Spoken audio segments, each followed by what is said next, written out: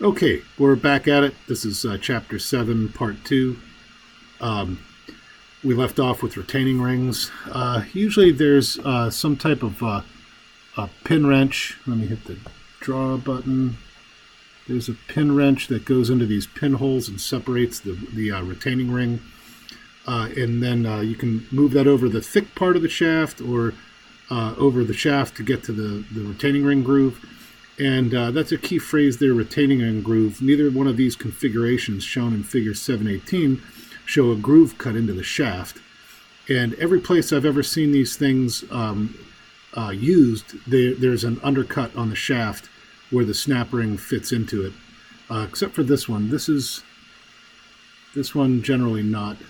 There's usually a button type arrangement. I've never actually seen the arrangement in D. Typically, these type of retaining rings, generally, though it's not shown in B or D, they generally have some kind of undercut on the shaft. As a result, these aren't really used widely in shafts that go through a lot of rotations. It's usually for shafts that probably don't go through a whole rotation, certainly not high-speed shafts or anything like that. Anything that might see significant fatigue life.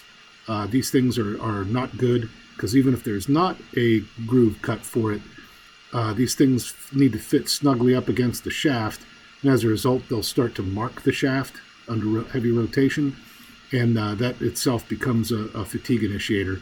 So these things are a little bit out of place in this chapter, but I would only use these for shafts that aren't really spinning that fast or don't go through a complete revolution. And this is really why, because the stress concentration for flat bottom grooves.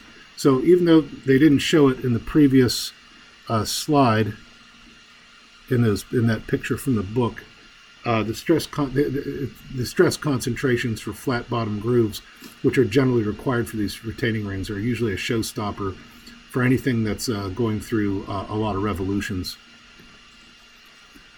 Limits and fits. This section this is bound to give you fits. There's a lot of information, particularly on one of the slides coming up. These bullet items are different objectives. So you need to, if you're fitting a shaft component to a shaft. So we're not talking about fitting a shaft to a shaft. We're talking about fitting a shaft component onto a shaft. There's a couple of different design needs to take into account. These are all different for different applications. Perhaps you need ease of assembly, right? Or maybe you need a minimum of slop. Or maybe you need to transmit torque through a press fit. So these are kind of mutually exclusive. If you need a press fit, then it immediately becomes not easy to assemble, particularly not easy to disassemble. And there's no slop. There's actually an interference. And so these three things here are kind of clustered as your three design parameters of how do I want to design how do I want to tolerance the shaft and the hub that's going over it. Do I need ease of assembly, minimum slop, or do I actually need to transmit torque through a press fit? Press fits are quite widely used. It's very simple. There's no extra component required to lock the hub onto the shaft. They can slip. You can overload them. But typically, these are widely used. So these last two bullets are also kind of grouped together. Let me just summarize. Although you only need the nominal shaft diameters for the overall design of the shaft, in order to finalize the design and get the right limits and fits and the right stress calculations and the right fatigue and failure calculations, you definitely need the precise dimensions, including the tolerances to get maximums and minimums. Basically at the beginning of the process, you only need general nominal, and then you need to get a little bit more precise. As you get more and more precise on these tolerances, there is a cost associated with this. We saw this figure back in chapter 1. This is figure 1-2. And, those close tolerances come with an increasing cost. And at some level beyond a finished turn, these things really start to skyrocket. So that's something to consider, that if you're looking for very precision, high precision fits, those things cost a lot. And so you really have to think about, when you put something to, in this range of 4 and 5 decimal places, this is in inches, by the way. So this is, let me underline that, this is in inches. So if you're going to put something with a tolerance of 10,000ths of an inch, of that kind of tolerance, that starts getting really expensive really quickly. So before you go ahead and put that on a design print, you may want to think about if you actually need that.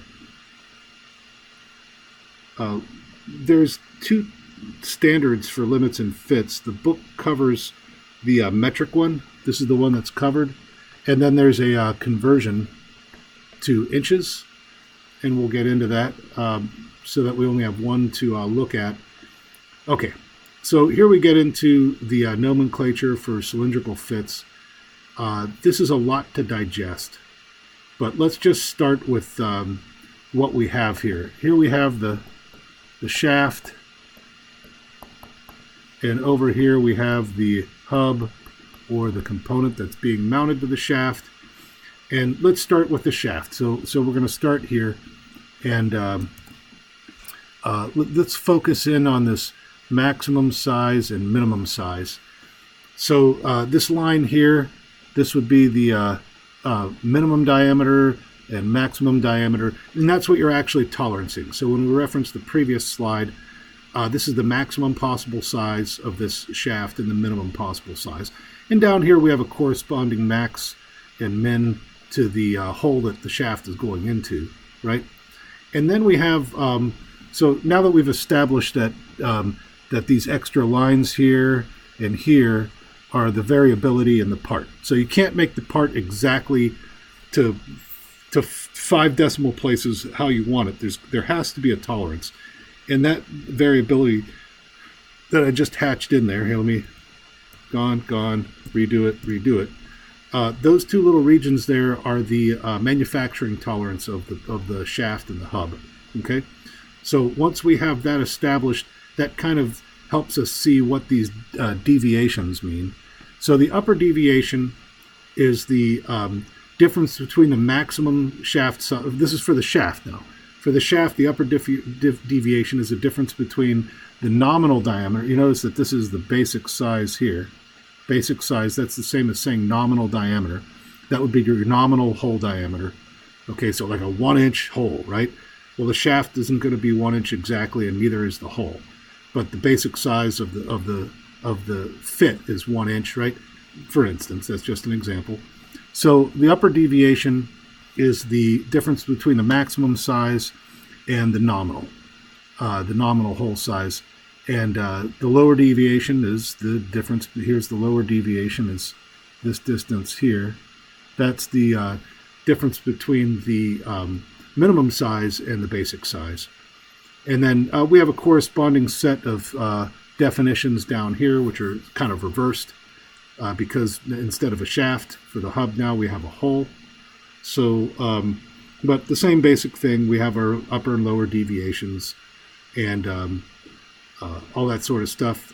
So that's a handy, well, let me get back to that. That is figure 720. That's on page 388. So this is page 388 for your reference. Now, I know this is a lot to kind of take in right here. All these different deviations, international tolerance grades, sizes, fundamental deviation. What does it all mean? Don't worry, we're going to go through an example problem or two. Tolerance grade number. This is a IT number, which is international tolerance, and we're typically only using IT 6 to 11, although there are other ranges, IT 0 to IT 6, or IT. There's actually a whole range from IT 0 to IT 16, but we're only utilizing IT 6 to 11 for most applications. And these are the tables. This is the one for metric, table A11, and table A13 is the conversion to inches. So here's table A11. These sizes on the left are in millimeters. And so if you have a basic size of 20 millimeters, you'd be in here. And this is giving, and then you have your tolerance grade, and this is giving you your deviations. So this is data that you're going to use in the problems. And then the corresponding table A13, these sizes are in inches. And again, we're going to have different IT6 through IT11 tolerance grades, and we're going to get our deviations from that, okay? So deviation, here's the book definitions of all this stuff, but I think it's better if you just look at the figure 720. So figure 720 is a bit more descriptive. And I mean that in a graphical sense. It's kind of hard to read the algebraic difference between the blah, blah, blah. What exactly do they mean by algebraic difference? Well, they just mean the difference between the nominal and the maximum size in the case of the shaft, or the nominal and the minimum size in the case of the hole for upper deviation and lower deviation. So that picture in the previous slides is a little bit more helpful. So the fundamental deviation letter codes, we have clearance fits, transition or interference fits. These are the two main types. We have clearance fits and transition or interference fits, and these have different codes attached to them. And in this case, if you have a clearance fit, there's specific definitions for upper deviation and lower deviation. And in this case, for clearance fits, we have the upper deviation equals the fundamental deviation, and the lower deviation is the upper deviation minus the tolerance grade. Again, I realize at this point in the lecture this is probably a little bit confusing, and that's why we're going to do some example problems, but just keep this in mind that the first thing you want to determine is if you have a clearance fit or transition fit. That's the crux of this slide. Do you have a clearance fit or interference fit? And that's going to decide these issues right here. Okay, what the definition of your upper and lower deviation. So, and the main difference is in this one, they're subtracted, and for transition and interference fit, it's added, but they're also flipped. So up here, for a clearance fit, the upper deviation equals the fundamental deviation. However, in an interference fit, the lower deviation equals the fundamental deviation.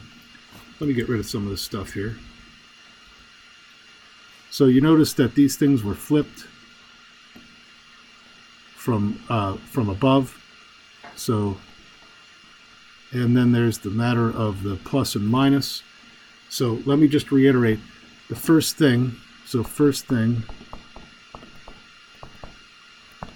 is to decide if you have a do you have a clearance fit,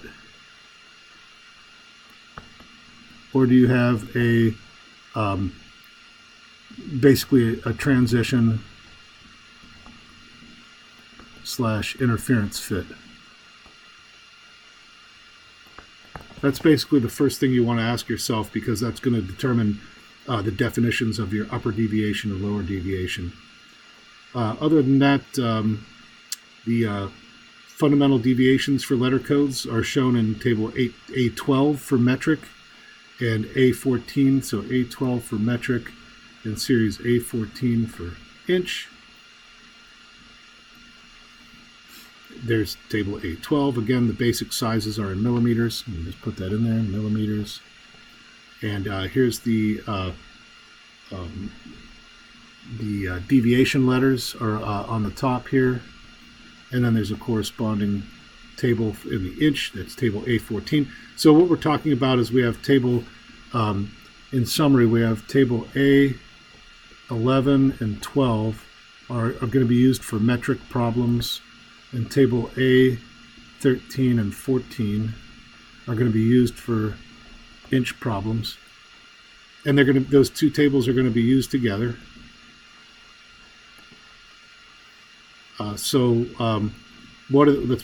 start putting it all together. So we give it an IT grade for the hole and the shaft. And you don't have to make this stuff up. There's actually a table for this. So, let's look at the table before we look at this slide. So here's part of the table 7.9. This isn't the entire table. This is just the top of table 7.9. This is just the top half. And, here we have H11, C11. That's giving you your, and then we go back up here. That's giving you your nominal size, and then your shaft and hub, shaft/hub. So this would be shaft, hub, and this is your nominal size, right? So it's nominal size followed by the shaft designation followed by the hub designation. And we can look all this stuff up if this is clearly a metric problem with 32 millimeter nominal size, and we'd look up the tolerance delta D in table A11, and then we'd look up the fundamental deviation specified by the letter code G in this example, and we get everything we need to know to figure out how to tolerance our parts, which is the end goal here, how to tolerance our parts. Here's the top half of that. So we have got here's the good part, is that you don't have to memorize all of this stuff. You don't have to memorize that. All you have to do is look up on this table, what kind of fit do you want? Do you want a loose running fit, free running fit, close running fit, sliding fit, locational clearance fit? These all have different definitions. You can read it there, but loose running fit is a wide open fit. That's things slide without binding whatsoever. You can hear them rattling, all that sort of stuff, all the way up to, and these are clearance fits, all the way to a locational clearance fit, which is fairly snug, almost feels fit to fit, but it actually isn't. And so parts can still slide, but be freely assembled and disassembled. And then the bottom half of that chart here is transition and interference fits. And, when you're looking at a transition fit, you're looking at a really tight fit, but not interference, or maybe a slight interference. These start running, the transition fits start running into a cost issue. So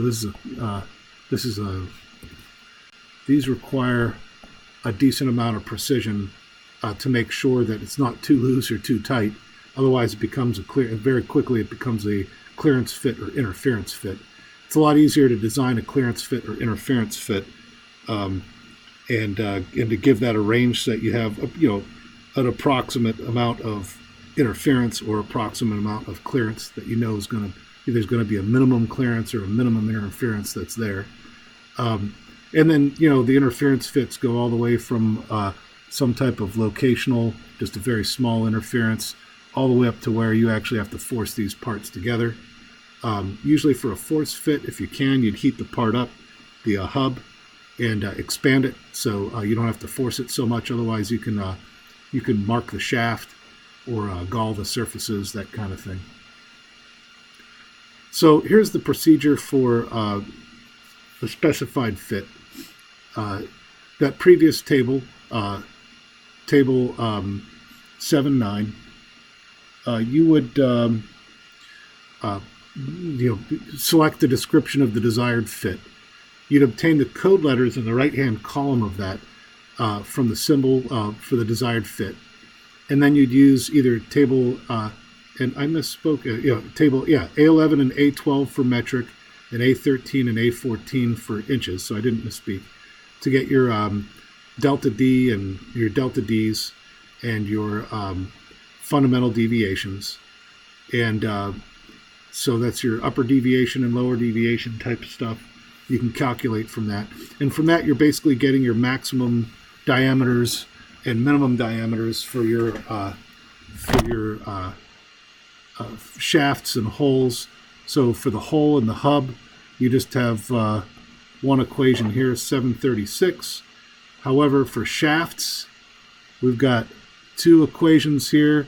We have one for clearance fits and one for interference fits. And these are the letter designations over here for those, for various tightnesses of fits. And U being the tightest interference fit, that right here, that's the heaviest fit. So C would be the lightest fit. So this is the lightest fit, and this is the heaviest fit. So when we're looking at that number code designation, C through U is progressively a tighter and tighter fit. Now it's important that for the shaft, there's two different definitions for your minimum and maximum diameters. You would have your Dmax and Dmin here, 737 and 738. You use one or the other if you have a clearance fit or interference fit.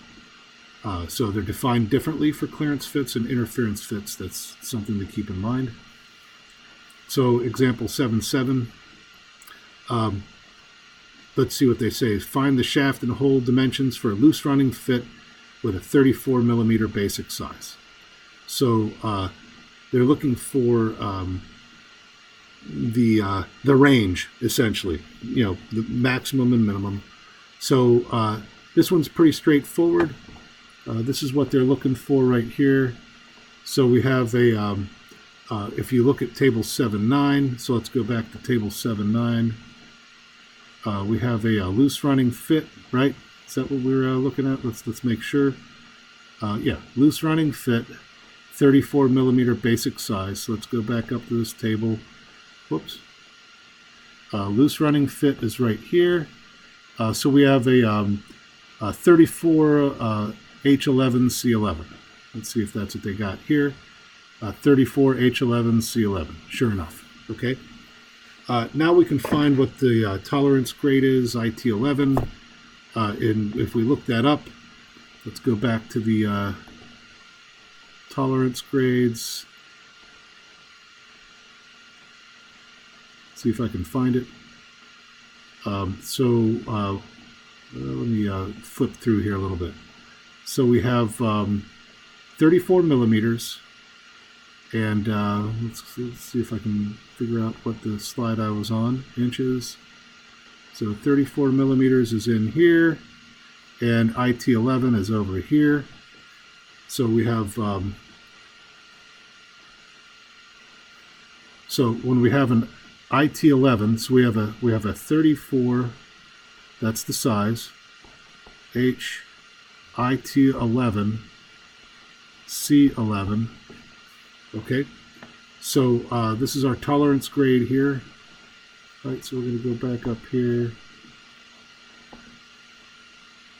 and we're going to go to IT11 for a 34 millimeter. So we have IT11, 34 millimeter. Boom, it ends up at 0.160 is the tolerance grade.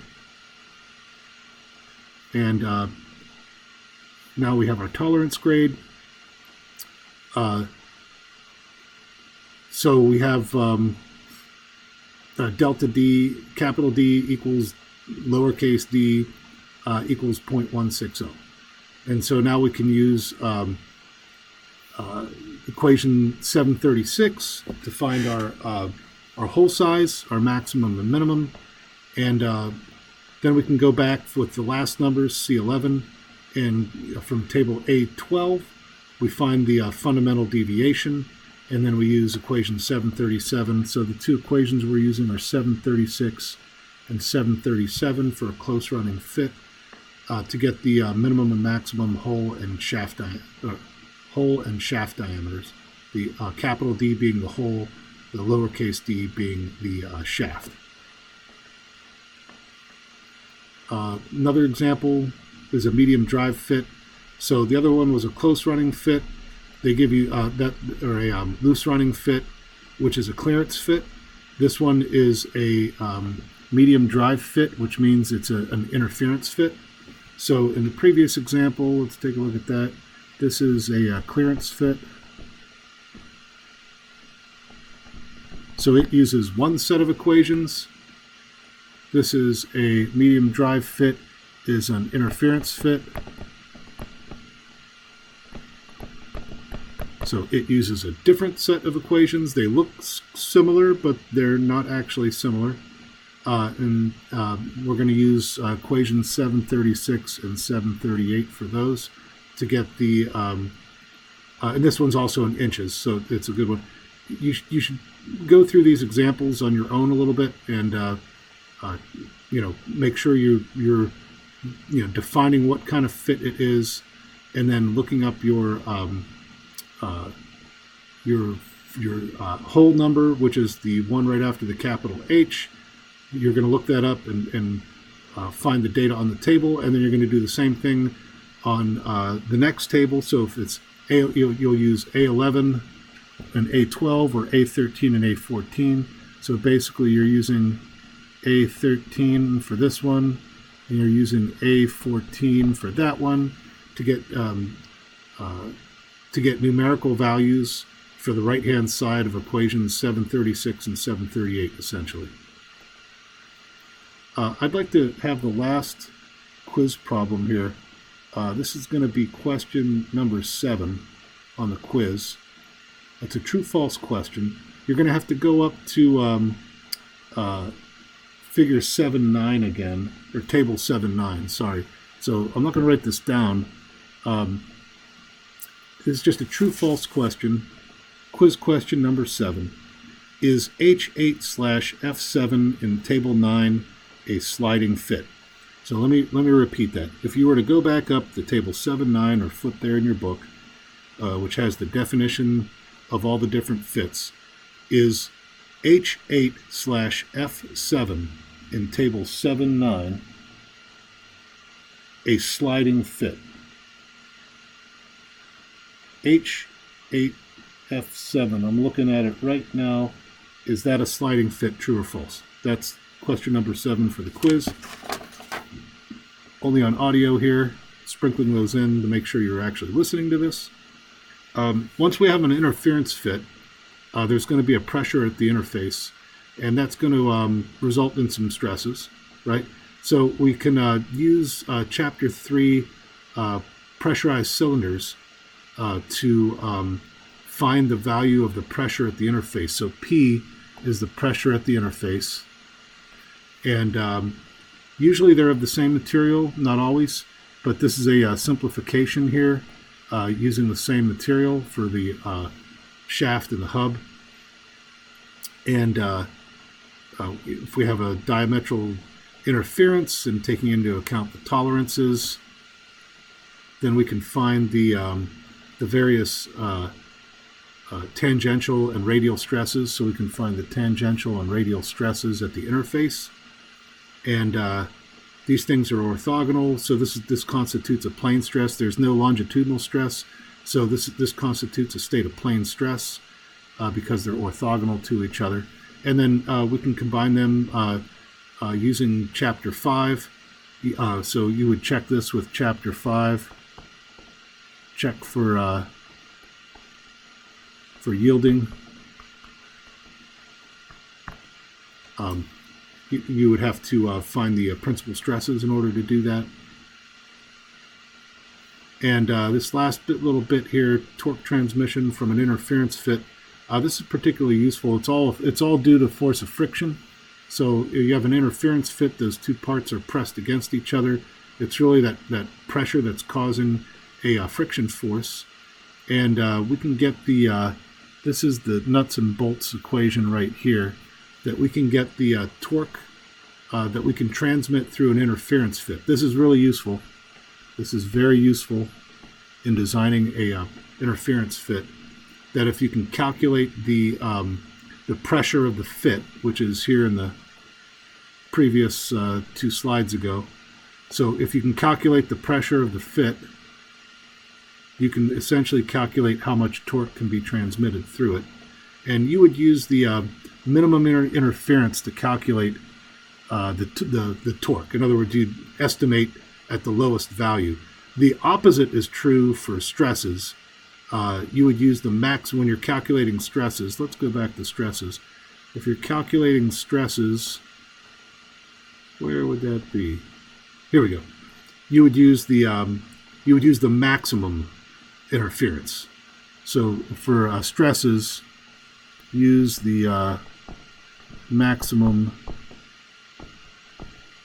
interference, and then for torque transmission, use the minimum interference, and that's just to be on the safe side. That concludes chapter 7 here. I think the only thing I might spend more time on in class, which is kind of confusing, is example 7.7 and 7.8. But again, if you look at my notes here, the main thing you want to do is determine if it's a clearance fit or an interference fit. And that's the difference between these two. There's one other difference between these two. Example 7.7 is in metric. Example 7.8 is in inches. So example 7.7 uses a clearance set of equations, clearance fit set of equations, and table A11 and A12 because it's metric. The interference fit shown here in example 7.8 is in inches. So you're going to use table A13 and A14, and you're going to use a different set of equations. And those different set of equations are back here, let's see, right here on slide 50 here. And I described this.